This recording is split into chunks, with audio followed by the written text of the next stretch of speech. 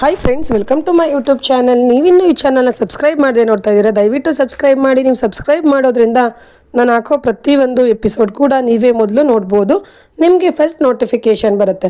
Okay, ತಡ ಮಾಡ್ದೇ ಮುದ್ದು ಸೊಸೆ ಎಪಿಸೋಡು ಏನಾಗ್ತಾ ಇದೆ ಗುರುವಾರ ಸಂಚಿಕೆ ಅಂತ ನೋಡ್ಕೊಂಬಂದ್ಬಿಡೋಣ. ಈ ಸಂಚಿಕೆಯಲ್ಲಿ ಶಿವರಾಮೇಗೌಡರು ಚಿಕ್ಕಪ್ಪ ಅವರು ವಿದ್ಯಾ ಮಾಡಿರೋ ಮುಯೂಟದ ಹತ್ರ ಬಂದು ದುಡ್ಡು ಕೊಡ್ತಾ ಇದ್ದಾರೆ. ಅದನ್ನು ನೋಡಿದಂಥ ರತ್ನ ಅವ್ರು ಹೇಳ್ತಾ ಇದ್ದಾರೆ, ಅಯ್ಯೋ ನಾವು ನಿಮ್ಮನೆಯವ್ರಿಗೆ ಮುಯೂಟ ಹಾಕೋಕ್ಕಾಗುತ್ತಾ, ನಿಮ್ಮನೆಯವ್ರ ಹತ್ರ ಊಟಕ್ಕೆ ದುಡ್ಡು ಇಸ್ಕೊಳ್ಳೋಕ್ಕಾಗುತ್ತಾ, ಅದು ಯಜಮಾನ್ರ ಮನೆಯದು, ಹಾಗೆಲ್ಲ ಆಗಲ್ಲ ಅಂತ ಹೇಳ್ತಾರೆ. ಅದಕ್ಕೆ ವಿದ್ಯಾ ಹೇಳ್ತಾ ಇದ್ದಾಳೆ, ತಾತ ನಾವೆಲ್ಲ ಹಂಗೆ ಹಾಕೋಕ್ಕಾಗತ್ತಾ ತಾತ?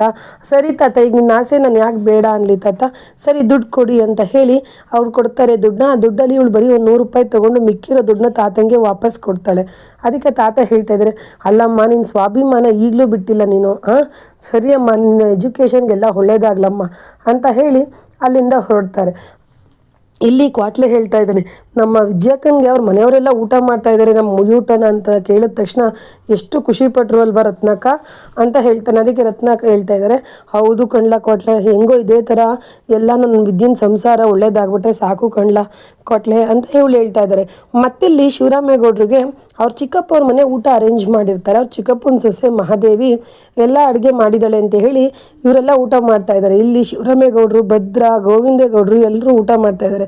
ಆಗ ಶಿವರಾಮೇಗೌಡರು ಹೇಳ್ತಾ ಇದ್ದಾರೆ, ಬಹಳ ಚೆನ್ನಾಗಿ ಮಾಡಿದ್ಯಾ ಕಣಮ್ಮ ಮಹಾದೇವಿ ಊಟನ ಅಂತಾರೆ. ಗೋವಿಂದೇಗೌಡರು ಕೂಡ ಅದೇ ಹೇಳ್ತಾರೆ. ಅದಾದ ನಂತರ ಭದ್ರ ಹೇಳ್ತಾ ಇದ್ದಾನೆ, ಮಹಾದೇವಕ್ಕ ಈ ಊಟ ನೀನೇನಾ ಮಾಡಿರೋದು, ಎಷ್ಟು ಚೆನ್ನಾಗಿ ಮಾಡಿದ್ಯಾ ಅಂತ ಕೇಳ್ತಾನೆ. ಆಗ ಹೌದು ಭದ್ರ ನಾನೇ ಮಾಡಿರೋದು, ಯಾಕೆ ಹಿಂಗೆ ಕೇಳ್ತಾ ಇದೆಯಾ ಅಂತ ಕೇಳ್ತಾನೆ. ಅದಕ್ಕೆ ಭದ್ರ ಹೇಳ್ತಾ ಇದ್ದಾನೆ, ನನಗೆ ಯಾಕೋ ಈ ಕೈ ರುಚಿನ ತುಂಬ ದಿನದಿಂದ ತಿಂದಿರೋದು ಅಂತ ಅನ್ನಿಸ್ತಾ ಇದೆ, ಅದಕ್ಕೆ ಕೇಳಿದೆ ಅಷ್ಟೇ ಅಕ್ಕ ಅಂತ ಹೇಳಿ ಊಟ ಮಾಡ್ತಿದ್ದಾನೆ. ಹೀಗೆ ಎಲ್ಲರೂ ಊಟ ನಗ್ನಗ್ತಾ ಊಟ ಮಾಡ್ತಿರ್ತಾರೆ. ಆವಾಗ ಶಿವರಾಮೇಗೌಡರು, ಈಶ್ವರಿ ಸರಿ ಎಲ್ಲಿ ಚಂಪಾ, ಮೋಹನ ಮತ್ತು ಅವ್ವ ಕಾಣಿಸ್ತಾ ಇಲ್ವಲ್ಲ, ಎಲ್ಲೋದ್ರು ಅವರೆಲ್ಲರೂ ಅಂತ ಕೇಳ್ತಾ ಇದ್ದಾನೆ. ಅದಕ್ಕೆ ಈಶ್ವರಿ ನನಗೆ ಗೊತ್ತಿಲ್ಲ, ನನಗೇನು ಹೇಳಿಲ್ಲ ಅಂತ ಅವಳು ಹೇಳ್ತಾಳೆ. ಆಗ ಶಿವರಾಮೇಗೌಡರು ಚಿಕ್ಕಪ್ಪ ಹೇಳ್ತಾ ಇದ್ದಾರೆ, ಅದು ಶಿವರಾಮ ಅವರು ಮಾರಿಗುಡಿ ಹತ್ರ, ಊರ ಹತ್ರ ಇರೋ ಮಾರಿಗುಡಿ ಹತ್ರ ಹೋಗಿ ಬರ್ತೀವಿ ಅಂತ ಹೋದರು ಅಂತ ಹೇಳ್ತಾನೆ. ಅದಕ್ಕೆ ಅವನು ಹೌದಾ ಸರಿ ಸರಿ ಹೋಗಿ ಬರಲಿ ಬಿಡು ಅಂತ ಅವನು ಹೇಳ್ತಾನೆ. ಭದ್ರ ಮತ್ತಿನ್ನೊಂದ್ಸಲಿ ಮಾದೇವಕ್ಕ ಏನೇ ಹೇಳು ಮಾದೇವಕ್ಕ, ಸಖತ್ತಾಗಿ ಅಡುಗೆ ಮಾಡಿದ್ಯಾ, ಅಯ್ಯೋ ಇಂಥ ಊಟ ನಾನು ಚೆನ್ನಾಗಿ ತಿನ್ಬಿಡ್ತೇನೆ ಅಪ್ಪಯ್ಯ, ಈ ಅಡುಗೆ ಮಾಡಿರೋರ್ಗೆ ಒಂದು ಚಿನ್ನದ ಬಳೆನೇ ಹಾಕ್ಸ್ಬೇಕಪ್ಪಯ್ಯ ಅಂತ ಹೇಳಿ ಅವ್ನು ಹೇಳ್ತಾ ಇದ್ದಾನೆ. ಅದಕ್ಕೆ ಅವಳು ಮಾದೇವಕ್ಕ ಮನಸಲ್ಲೇ ಅನ್ಕೊತಾ ಇದ್ದಾಳೆ, ನೀನು ಏನೇ ಬಳೆ ಹಾಕ್ಸ್ಬೇಕು ಅಂದರೂ ಅದು ನೀನು ಹೆಂಡ್ತಿ ವಿದ್ಯಂಗೆ ಕಣಪ್ಪ ಅಂತ ಮನಸಲ್ಲಿ ಅನ್ಕೊತಾ ಇದ್ದಾಳೆ. ಮತ್ತಿನ್ನೊಂದು ಕಡೆ ಅಜ್ಜಮ್ಮ, ಚಂಪಾ, ಮೋಹನ ಎಲ್ಲ ಊಟ ಮುಗಿಸ್ಕೊಂಡು ಬರ್ತಾ ಇರ್ತಾರೆ. ಆಗ ಅಜ್ಜಮ್ಮ, ಮೋಹನ, ಚಂಪಾ ನಿಂತ್ಕೊಳ್ರಿ, ನಾವು 3 ಜನನೂ ಒಟ್ಟಿಗೆ ಹೋದ್ರೆ ಮನೆಯವ್ರಿಗೆ ಡೌಟ್ ಬಂದ್ಬಿಡುತ್ತೆ, ನಾವು 3 ಜನನೂ ಒಟ್ಟಿಗೆ ಹೋಗೋದು ಬೇಡ, ನಾನು ಈ ದಾರಿಲಿ ಹೋಗ್ತೀನಿ, ನಾನು ಆ ದಾರಿಲಿ, ನೀನು ಈ ದಾರಿಲಿ, ಎಲ್ಲ ಒಂದೊಂದು ದಾರಿಲಿ ಹೋಗ್ಬಿಡೋಣ, ಆಗ ಅವ್ರಿಗೆ ಡೌಟ್ ಬರಲ್ಲ, ಏನಂತೀರಾ ಅಂತಾರೆ. ಆಗ ಅವರು ಸರಿ ಅಂತ ಹೇಳಿ ಎಲ್ಲರೂ ಒಂದೊಂದು ದಾರಿನಲ್ಲಿ ಬರ್ತಾ ಇರ್ತಾರೆ. ಇಲ್ಲಿ ಭದ್ರ ಶಿವರಾಮೇಗೌಡರ ಹತ್ರ, ಅಪ್ಪ ನನಗೊಂಚೂರು ಕೆಲಸ ಐತೆ, ಇಲ್ಲಿ ನಾನು ಮುಗಿಸ್ಕೊಂಬಂದ್ಬಿಡ್ತೀನಿ ಹೆಂಗಸ್ರೆಲ್ಲ ಊಟ ಮಾಡೋಷ್ಟರಲ್ಲಿ ಅಂತ ಹೇಳಿ ಹೋಗ್ತಿರ್ಬೇಕಾದ್ರೆ ಅಜ್ಜಮ್ಮ ಭದ್ರಾಗಿ ಡ್ಯಾಶ್ ಹೊಡ್ಬಿಡ್ತಾರೆ. ತಲೆ ಮೇಲೆ ಸೆರ್ಗ ಹಾಕಿರ್ತಾರೆ, ಅವರು ಕಾಣಿಸಲ್ಲ, ಗುದ್ದುಬಿಡ್ತಾರೆ. ಆಗ ಇದಾದ್ಲ ಇದು ಮೂದೇವಿ ನನಗೆ ಗುದಿಯೋದು ಅಂತ ಹೇಳ್ತಾರೆ. ಆಗ ಇವನು ಭದ್ರ, ಯಾಕೆ ಕಾಗೆ ಮುದುಕಿ, ನೀನೇ ಸೆರ್ಗೋಚ್ಕೊಂಡು ನೋಡ್ಕೊಬಾರ್ದೆ, ನೀನೇ ನನಗೆ ಡ್ಯಾಶ್ ಹೊಡಿತಾ ಇದೆಯಾ, ಎಲ್ಲೋಗಿದ್ಯಾ ಅದು ಸರಿ, ನೀನು ಹಿಂಗೆ ಸೆರ್ಗೋಚ್ಕೊಂಡು ಕಳ್ಳಿ ಥರ ಎಲ್ಲೋ ಹೋಗಿರಂಗಿದ್ಯಾ ಅಂತ ಕೇಳ್ತಾನೆ. ಅದಕ್ಕೆ ನನ್ನನ್ನೇ ಕಳ್ಳಿ ಅಂತೀಯ, ನಾನು ಎಲ್ಗೋಗ್ಲೋ, ನಾನು ಇಲ್ಲೇ ಗುಡಿತಾ ಇರೋ ದೇವಸ್ಥಾನಕ್ಕೆ ಹೋಗಿದ್ದು ಬಂದೆ ಅಂತ ಹೇಳ್ತಾಳೆ. ಅದಕ್ಕೆ ಅವ್ನು ಹೇಳ್ತಾ ಇದ್ದಾನೆ, ಗುಡಿತಾಗಿರೋ ದೇವಸ್ಥಾನಕ್ಕೆ ಹೋಗಿದ್ದೀಯ ಅಂದಮೇಲೆ ಹಣೆಯಲ್ಲಿ ವಿಭೂತಿ ಇಲ್ಲ, ಕೈನಲ್ಲಿ ವಿಭೂತಿ ತೊಗೊಂಬಂದಿಲ್ಲ ಮನೆಗೆ, ನೀನು ಹೋಗಿದ್ದೀಯ ಅನ್ನೋದು ನನಗೇನೋ ನಂಬಕ್ಕೆ ಆಗ್ತಾಯಿಲ್ಲ ಅಂತ ಹೇಳ್ತಾನೆ. ಅದಕ್ಕೆ ಅವಳು ಹೇಳ್ತಾ ಇದ್ದಾಳೆ, ಅಜ್ಜಮ್ಮ ಅಂದರೆ ಹಣೆಗೆ ಬಿಸಿಲಲ್ವೇನೋ, ಅದಕ್ಕೆ ತಲೆಗೆ ಸೆರ್ಗೋಚ್ಕೊಂಡು ಬರ್ತಾ ಇದ್ನಲ್ಲ, ಎಲ್ಲ ಅಳಿಸೋಗದೆ, ಇನ್ನು ಕೈಗೆ ವಿಭೂತಿ ತಗೊಂಬರೋಕ್ಕೆ ಅಲ್ಲಿ ಯಾವುದಕ್ಕೂ ಆಗದ ಸಿಗಲಿಲ್ಲ, ಅದಕ್ಕೆ ಹಂಗೆ ಬಂದೆ, ಸಿಗ್ತೆ ನಿನ್ನ ಪ್ರಶ್ನೆಗೆಲ್ಲ ಉತ್ತರ ಅಂತ ಹೇಳ್ತಾಳೆ. ಆಗ ಭದ್ರ ಹೇಳ್ತಾ ಇದ್ದಾನೆ, ನನ್ನ ಪ್ರಶ್ನೆಗೆ ಉತ್ತರ ಸಿಗೋದಿರ್ಲಿಕ್ಕೆ ಹಾಗೆ ಮುದುಕಿ, ನೀನು ಸುಳ್ಳೆಲ್ಲ ಹೇಳ್ಬೇಡ, ನಿನ್ನ ಬಾಯಲ್ಲಿರೋ ತುಟಿಲಿ ಅಂಟ್ಕೊಂಡಿರೋ ಅನ್ನದಾಗಲೇ ಹೇಳ್ತಾ ಇದೆ ಎಲ್ಲಿ ಹೋಗಿದೆ ಅಂತ, ಅವಳು ಮಾಡಿರೋ ಮುಯೂಟಕ್ಕೆ ಹೋಗಿದ್ದ ನೀನು ಅಂತ ಕೇಳ್ಬಿಡ್ತಾನೆ. ಆಗ ಅವಳು ಇನ್ನೆಷ್ಟು ಹೇಳಿದ್ರು ಅಷ್ಟೇ ಬಿಡು ಅಂದ್ಬಿಟ್ಟು, ಹೌದು ಕಣ್ಲಾ ಹೋಗಿದ್ದೆ, ನನ್ನ ಮೊಮ್ಮಗಳು ಮಾಡಿರೋ ಮುಯೂಟಕ್ಕೆ ಹೋಗಿದ್ದೆ ಅಂತ ಹೇಳ್ತಾಳೆ. ಅಜ್ಜಮ್ಮ ಅಂತಾನೆ ಇವನು. ಅದಕ್ಕೆ ಕಣ್ಲಾ, ನಾನು ಒಬ್ಬಳೇ ಏನು ಉಂಡಿಲ್ಲ, ಎಲ್ಲರೂ ಉಂಡವ್ರು ಈ ಅಟ್ಟಿನಲ್ಲಿ, ನಿನ್ನೂ ಸೇರಿಸಿ ಊಟ ಮಾಡಿಬಿಟ್ಟಿದ್ದೀರ ಮುಯೂಟನ ಅಂತ ಹೇಳ್ತಾಳೆ. ಏನು ಹೇಳ್ತಾ ಇದ್ದೀಯ ಅಜ್ಜಮ್ಮ ನೀನು? ಭದ್ರ ಹೇಳ್ತಾ ಇದ್ದಾನೆ, ಏನು ಹೇಳ್ತಾ ಇದ್ದೀಯ ಅಜ್ಜಮ್ಮ ನೀನು? ನಾವು ಈಗ ತಾನೇ ಮಾದೇವಕ್ಕ ಮಾಡಿರೋ ಅಡುಗೆ ಊಟ ಮಾಡಿ ಒಂದು ಸಕ್ಕದಾಗಿತ್ತು ಅಂದ್ಕೊಂಡು ಬಂದಿದ್ದೀವಿ, ನೀನು ಬೇಕಾದರೆ ಹೋಗಿ ತಿನ್ನೋಗು ಅಂತ ಹೇಳ್ತಾನೆ. ಆಗ ಅಜ್ಜಮ್ಮ ಹೇಳ್ತಾ ಇದ್ದಾರೆ, ಅಯ್ಯೋ ನನ್ನ ಮಗನೇ, ಅವಳು ಗುಡಿನಾಗೆ ಮಾದೇವ ನಮ್ಮ ಜೊತೆನೇ ಇದ್ದಿದ್ದು, ನಮ್ಮ ಜೊತೆನೇ ಇದ್ದವಳು ಮನೇಲಿ ಬಂದು ಅಟ್ಟಿನಲ್ಲಿ ಹೆಂಗೆ ಅಡುಗೆ ಮಾಡಿಬಿಡೋಕ್ಕೆ ಸಾಧ್ಯ, ಅಷ್ಟು ಬುದ್ಧಿ ಬೇಡವಾ ನಿಮಗೆ? ನಿಮ್ಮ ಚಿಕ್ಕ ತಾತ ಅಲ್ಲಿ ಬಂದು ಇಸ್ಕೊಂಡೋಗಿದ್ದನ್ನು ನಾನೇ ನನ್ನ ಕಣ್ಣಾರೆ ನೋಡಿದ್ದೀನಿ, ಯೂಟ್ಯೂಬ್ ಹತ್ರ ಬಂದು ಊಟ ಇಸ್ಕೊಂಬಂದಿದ್ದನ್ನು, ಅದನ್ನೇ ನೀವೆಲ್ಲ ತಿಂದಿದ್ದು ಇಲ್ಲಿ. ಅದನ್ನು ಕೇಳಿದಂತ ಭದ್ರ ಅಯ್ಯೋ ನೀವೆಲ್ಲ ನಮ್ಗೆ ಇಷ್ಟೊಂದು ಮೋಸ ಮಾಡಿದ್ದೀರ, ನಾನು ಮಾತ್ರ ಸುಮ್ಮನೆ ಇರಲ್ಲ ಅಂತ ಹೇಳ್ತಾನೆ. ಅದಕ್ಕೆ ಅಜ್ಜಮ್ಮ ಏನು ಮಾಡಿಬಿಡ್ತೀಯಾ ಅಂತಾನೆ. ಅಂತಾರೆ. ಅದಕ್ಕೆ ಇವನು ಹೇಳ್ತಾ ಇದ್ದಾರೆ ನಾನು ಅಪ್ಪಯ್ಯನ ಹತ್ರ ಹೇಳ್ತೀನಿ ಎಲ್ಲನ ಅಂತ ಹೇಳ್ತಾನೆ. ಆಗ ಅಜ್ಜಮ್ಮ ಹೇಳ್ತಿದ್ದಾರೆ ಅಯ್ಯೋ ಹೇಳ್ತೀಯಾ, ಹೋಗಿ ಹೇಳ್ಕೊ ಹೋಗು, ನೀನು ಹೇಳಿದ್ರೆ ನಿನ್ನ ಮರ್ಯಾದೆನೇ ಹೋಗೋದು, ನೆಂಟ್ರ ಮನೆಗೆ ಅಪರೂಪಕ್ಕೆ ಬಂದು ನಮ್ಮ ಮರ್ಯಾದೆ ಎಲ್ಲ ತೆಗೆದೋದ ಅಂತ ಆಪಾದನೆ ನಿನ್ನ ಮೇಲೆ ಬರೋದು. ಅದು ಬರ್ಸ್ಕೊಬೇಕು ಅಂದರೆ ನಿನ್ನ ಇಷ್ಟ, ಅದನ್ನು ನೀನು ಬರ್ಸ್ಕೊಳಕ್ಕೆ ಇಷ್ಟಪಡಲ್ಲ ಅಂತ ನನಗೆ ಗೊತ್ತು, ಅದನ್ನು ನೀನು ಆಪಾದನೆ ಬಂದರೂ ಪರವಾಗಿಲ್ಲ ಅಂದರೆ ಹೋಗಿ ಹೇಳ್ಕೊ ನಿಮ್ಮ ಅಪ್ಪ ಹಿಂಗೆ ನಾನು ಎದುರ್ಕೊಬೇಕಾ ಅಂತ ಹೇಳಿ ಅಜ್ಜಮ್ಮ ಒಳಗಡೆ ಬರ್ತಾರೆ. ಇಲ್ಲಿ ಭದ್ರ ನಾನು ಯಪ್ಪ ಅವಳು ಮಾಡಿರೋ ಊಟ ಮಾಡೋದನ್ನ ಕಕ್ಬಿಡ್ತೀನಿ ಅಂತ ಹೇಳಿ ಕಕ್ಲಿಕ್ಕೆ ಹೋಗ್ತಾ ಇದ್ದಾನೆ.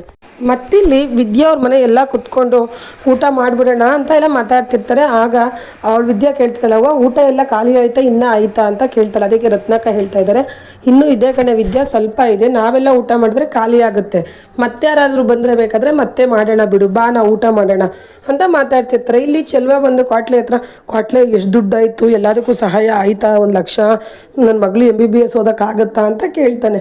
ಆಗ ಕ್ವಾಟ್ಲೆ ನಾವು ಇನ್ನೂ ಲೆಕ್ಕ ಹಾಕಿಲ್ಲ ಕಣ, ಈಗ ಲೆಕ್ಕ ಹಾಕಬೇಕು ಚೆಲ್ವಣ್ಣ ಅಂತ ಹೇಳ್ತಾರೆ. ಆಗ ಸರಿ ಹೋಗಿ ಲೆಕ್ಕ ಹಾಕು ಅಂತ ಹೇಳ್ತಾರೆ. ಇಲ್ಲಿ ಬಂದು ಕ್ವಾಟ್ಲೆ ವಿದ್ಯಕ್ಕ ಎಷ್ಟು ದುಡ್ಡಾಗಿದೆ ಲೆಕ್ಕ ಹಾಕೋಣ ಅಂತ ಹೇಳಿ ಎಲ್ಲ ಗೋಲ್ಕನ ಹೊಡೆದು ಲೆಕ್ಕ ಹಾಕ್ತಾರೆ. ಲೆಕ್ಕ ಆದಮೇಲೆ ಕ್ವಾಟ್ಲೆ ಅಯ್ಯೋ ಅಕ್ಕ ನಮಗೆ ಬೇಕಾಗಿರೋ ದುಡ್ಡು ಸಾಕಾಗ್ತಾ ಇಲ್ಲ, 78,000 ಬರೀ 368 ರೂಪಾಯಿ ಬಂದಿದೆ, ಏನು ಮಾಡೋದು ಅಂತ ಹೇಳ್ತಾರೆ. ಆಗ ಅಜ್ಜಿ ಅಯ್ಯೋ ಹಂಗಾದ್ರೆ ಹೆಂಗೆ ಮಾಡೋದು, 1 ಲಕ್ಷ ಬೇಕು, ಇಷ್ಟ ಆಗ್ಬಿಟ್ಟಾಯ್ತಲ್ಲ ಅಂತ ಹೇಳ್ತಾರೆ. ಆಗ ವಿದ್ಯಾ ಹೇಳ್ತಾ ಇದ್ದಾಳೆ ಇಷ್ಟು ಅಂತ ಹೇಳ್ಬೇಡ ಅಜ್ಜಿ, ನೀನು ಸುಮ್ಮನೆ ಇರು, ಇವತ್ತು ಬೆಳಗ್ಗೆ ನಮ್ಮ ಹತ್ರ 1 ರೂಪಾಯಿನೂ ಇರಲಿಲ್ಲ, ಇವಾಗ ಇಷ್ಟೊಂದು ಆಗಿದೆ, ನೀನು 22,000 ಹೆಂಗಾದ್ರೂ ದೇವರು ನಮಗೆ ದಾರಿ ತೋರಿಸ್ತಾನೆ, ಸುಮ್ಮನೆ ಇರು ಅಜ್ಜಿ ಅಂತ ಹೇಳಿ ಹೇಳ್ತಿರ್ತಾಳೆ. ಆಗ ಕ್ವಾಟ್ಲೆ ಹಾಗೆ ಯೋಚನೆ ಮಾಡ್ತಿರ್ತಾನೆ. ಅದನ್ನು ನೋಡಿದಂಥ ರತ್ನಾಕ ಅವ್ರು ಕೇಳ್ತಾ ಇದ್ದಾರೆ ಯಾಕಪ್ಪ ಕ್ವಾಟ್ಲೆ ಹಂಗೆ ಯೋಚನೆ ಮಾಡ್ತಾ ಇದೆಯಾ ಅಂತ ಕೇಳ್ತಾರೆ. ಆಗ ಅವ್ನು ಹೇಳ್ತಾ ಇದ್ದಾನೆ ರತ್ನಾಕ ಏನಾದರೂ ಕೆಲಸ ಇದೆಯಾ ಇಲ್ಲಿ ಅಂತ ಕೇಳ್ತಾನೆ. ಆಗ ರತ್ನ ಅವ್ರು ಹೇಳ್ತಾ ಇದ್ದಾರೆ ಏನೂ ಕೆಲಸ ಇಲ್ಲ, ನಾವು ಈಗ ಕುತ್ಕೊಂಡು ಊಟ ಮಾಡಬೇಕು ಅಷ್ಟೇ ಅಂತ ಹೇಳ್ತಾರೆ. ಆಗ ಕ್ವಾಟ್ಲೆ ಸರಿ ನೀವು ಊಟ ಮಾಡ್ತಾ ಇರಿ, ನಾನು ಹಿಂಗೆ ಬಂದುಬಿಡ್ತೀನಿ ಅಂತ ಹೇಳಿ ಅಲ್ಲಿಂದ ಹೊರಡ್ತಾನೆ. ಆಗ ವಿದ್ಯಾ ಅವ್ವ ಎಲ್ಲೋದ್ರು ಇವರು ಕ್ವಾಟ್ಲೆ ಅವರು ಅಂತ ಕೇಳ್ತಾಳೆ. ಆಗ ಅವರು ನನಗೂ ಗೊತ್ತಿಲ್ಲ ಕಣೆ ವಿದ್ಯಾ ಅಂತ ಹೇಳ್ತಾ ಇದ್ದಾರೆ. ಇಲ್ಲಿ ಕ್ವಾಟ್ಲೆ ಭದ್ರನ ಹತ್ರ ಬರ್ತಾನೆ. ಭದ್ರ ಸುಮ್ಮನೆ ನಿಂತಿರ್ತಾನೆ. ಯಪ್ಪ ಅವ್ರ ಮನೆ ಊಟ ತಿಂದ್ಬಿಟ್ಟು ನನಗೆ ಬೇಜಾರಾಗ್ತಾ ಇದೆ, ಎಷ್ಟೊತ್ತಿಗೆ ಊರು ಬಿಟ್ಟು ಹೋಗೋದು ಅಂದರೆ ಇವ್ರು ಇನ್ನೂ ಇಲ್ಲಿ ಮಾತಾಡ್ಕೊಂಡು ಕೂತವ್ರೆ ಅಂತಿರ್ತಾನೆ. ಅಲ್ಲಿಗೆ ಕ್ವಾಟ್ಲೆ ಬಂದು ಏನೋ ಕಣ್ಣೆಲ್ಲ ಒಳಗಡೆ ಹೋಗ್ಬಿಟ್ಟೈತೆ, ಏನೊಂದು ದೊಡ್ಡವರು ಹಿಂಗೆ ಕುಡ್ದು ಹಾಳಾಗ್ಬಿಟ್ಟಿದ್ದೀರಾ ಅನ್ಸುತ್ತೆ ಅಂತ ಹೇಳ್ತಾನೆ. ಅದಕ್ಕೆ ಅವ್ನು ಹೇಳ್ತಾ ಇದ್ದಾನೆ ಭದ್ರ ನಿಮ್ಗೆ ಯಾಕೆ, ನಮ್ಮ ಸಂಬಂಧನೇ ಬೇಡ ಅಂತ ಹೋದ್ಮೇಲೆ ನಮ್ಮ ಆರೋಗ್ಯದ ವಿಷಯ ಕಟ್ಕೊಂಡು ನಿಮ್ಗೆ ಯಾಕೆ ಅಂತ ಹೇಳ್ತಾನೆ. ಆಗ ಕ್ವಾಟ್ಲೆ ಸರಿ ನಮಗೆ ಸಂಬಂಧ ಬೇಡ ಅಂದಮೇಲೆ ನನಗೆ ಸಂಬಳ ಏನು ಕೊಡಬೇಕಿತ್ತು ಅದನ್ನು ಕೊಟ್ಬಿಡಿ, ನಾನು ಹೋಗ್ತೀನಿ ಅಂತ ಹೇಳ್ತಾನೆ. ಆಗ ಭದ್ರ ಹೇಳ್ತಿದ್ದಾನೆ ಓಹೋ ಇಷ್ಟು ದಿನ ಸಂಬಳನೇ ಬೇಡ ಅಂತ ಮಾಡ್ತಿದ್ರು, ಇವಾಗ ಸಂಬಳಕ್ಕೆ ಬಂದಿದ್ದೀರಾ, ಓಹೋ ನೋಡಿ ಅಂತ ಹೇಳ್ತಾನೆ. ಆಗ ಅವನು ಹೇಳ್ತಿದ್ದಾನೆ ಕ್ವಾಟ್ಲೆ ಹೌದು ಇಷ್ಟು ದಿನ ನಾನು ಆತ್ಮವಿಶ್ವಾಸಕ್ಕೆ ಕೆಲಸ ಮಾಡಿಕೊಡ್ತಾ ಇದ್ದೆ, ಪ್ರೀತಿ ವಿಶ್ವಾಸಕ್ಕೆ, ನೀವೇ ನನಗೆ ಸಂಬಂಧ ಬೇಡ ಈ ಮನೆ ಕೆಲಸದವನು ಅಂತ ಗೆಪ್ತಿ ಮಾಡಿದ್ಮೇಲೆ ನನ್ನ ಸಂಬಳ ಕೇಳೋದ್ರಲ್ಲಿ ತಪ್ಪೇನಿಲ್ಲ, ನನಗೆ ಸಂಬಳ ಕೊಟ್ಟರೆ ನನಗೂ ಈ ಉಪಯೋಗ ಆಗುತ್ತೆ ಅಂತ ಹೇಳ್ತಾನೆ.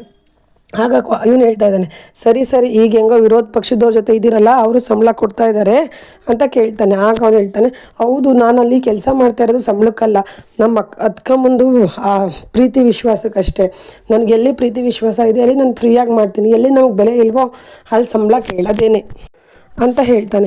ಆಗ ಸರಿ ನನಗೆ ಕೋಪ ಬರ್ಸ್ಬೇಡ, ಇವಾಗ ನಿನಗೆ ಸಂಬಳ ತಾನೇ ತಡಿ ಅಂತ ಹೇಳಿ ಅವನಿಗೆ ಫೋನ್ ಪೇ ಮಾಡಿಬಿಟ್ಟು ಹೇಳ್ತಾ ಇದ್ದಾನೆ ನಿನಗೆ ಕೊಡಬೇಕಾಗಿ ಸಂಬಳಕ್ಕಿಂತ ಇನ್ನೂ 5,000 ಜಾಸ್ತಿನೇ ಹಾಕಿದ್ದೀನಿ ತೊಗೊಂಡೋಗು ಅಂತ ಹೇಳ್ತಾನೆ.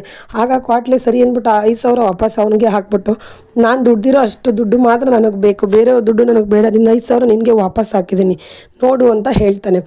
ಆಗ ಇವನು ಮನಸ್ಸಲ್ಲಿ ಅನ್ಕೊತಾ ಇದ್ದಾನೆ ಭದ್ರ ನೋಡು ತಪ್ಪಾಯಿತು ಕಣ್ಲ ಅಣ್ಣ ತಮ್ಮ ಅವತ್ತೇನೋ ಕೋಪದಲ್ಲಿ ಮನೆ ಬಿಟ್ಟು ಹೊಂಟೋದೆ ಅಂತಲೇ ಹೋಗ್ತಾ ಇದ್ದಾನೆ ನೋಡು ಅಂತ ಇವನು ಅನ್ಕೊತಾನೆ. ಅಲ್ಲಿ ಕ್ವಾಟ್ಲೆ ನೋಡು ತಪ್ಪಾಯಿತು ಕಣ್ಲ ಅಣ್ಣ ತಮ್ಮ ಅವತ್ತೇನೋ ಕೋಪದಲ್ಲಿ ಹೊಡೆದ್ಬಿಟ್ಟೆ ಅಂತ ಹೇಳ್ದೇ ಏನು ದಿಮಾಕಲ್ಲಿ ಮಾತಾಡ್ತಾನೆ ಅಂತ ಹೇಳಿ ಇವ್ನ ಮನಸ್ಸಲ್ಲಿ ಅನ್ಕೊತಿದ್ದಾನೆ. ಹೀಗೆ ಇಬ್ಬರು ಅಂದ್ಕೊತಿರ್ತಾರೆ. ಸರಿ ಅಂದ್ಬಿಟ್ಟು ಕ್ವಾಟ್ಲೆ ಅಲ್ಲಿಂದ ಬಂದು ಇಲ್ಲಿ ವಿದ್ಯಾ ಮಾಡಿರೋ ಊಟ ತಿಂದು ಅವನು ಎಲೆ ಕೆಳಗಡೆ ದುಡ್ಡಿನ 22,000 ಏನು ಶಾರ್ಟೇಜ್ ಆಗಿರುತ್ತೆ ಆ ದುಡ್ಡನ್ನ ಅಲ್ಲಿ ಇಕ್ಕಿರ್ತಾನೆ. ಅದನ್ನು ನೋಡಿ ವಿದ್ಯಾಗೆ ಕಣ್ಣೀರು ಬಂದು ಯಾಕಣ್ಣ ಹೆಂಗೆ ಇಕ್ಕಿದೆಯಾ ಅಂತ ಕೇಳ್ತಾಳೆ. ಅದೆಲ್ಲ ಬೇಡ ಅತ್ಕಮ್ಮ, ನಿನ್ಗೇನು ಇವಾಗ ನೀನು ನಾಳೆಯಿಂದ ಬರೀ ವಿದ್ಯೆ ಅಲ್ಲ ಡಾಕ್ಟ್ರು ವಿದ್ಯಮ್ಮ ಆಗ್ತೀಯ ಅಷ್ಟೇ ಸಾಕು ಅಂತಾಳೆ. ಆಗ ವಿದ್ಯಾ ಹೋಗಿ ಕ್ವಾಟ್ಲೆನ ಹಗ್ ಮಾಡ್ತಾಳೆ. ಇದಿಷ್ಟು ಬಂದು ಇವತ್ತಿನ ಸಂಚಿಕೆ ಫ್ರೆಂಡ್ಸ್. ನಾಳಿನ ಸಂಚಿಕೆಗಾಗಿ ಈ ಕೂಡಲೇ ಈ ಚಾನಲ್ನ ಸಬ್ಸ್ಕ್ರೈಬ್ ಮಾಡೋದನ್ನು ಬರೀ ಥ್ಯಾಂಕ್ ಯು ಫಾರ್ ವಾಚಿಂಗ್.